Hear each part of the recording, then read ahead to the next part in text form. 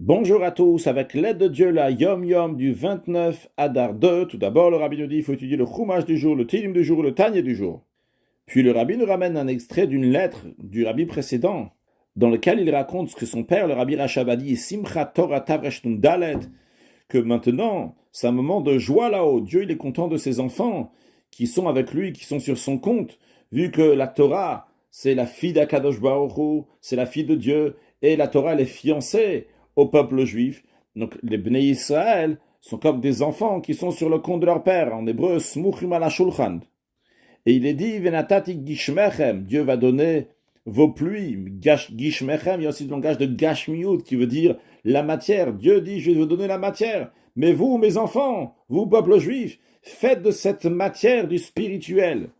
Et là viennent le mot du Hayom Yom, que Dieu, il a créé le monde et toutes les créatures matérielles à partir du néant. Et les Juifs, en revanche, ils doivent transformer la matière en néant. Qu'est-ce que ça veut dire transformer la matière en néant? Ça veut dire prendre la matière et en faire du spirituel, de changer la matière en esprit, et faire que cette matière va être un réceptacle pour la divinité.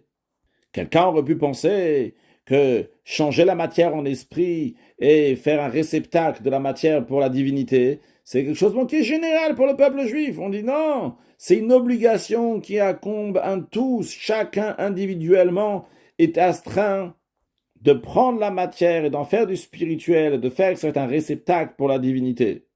Ça, c'est le travail de chacun de nous.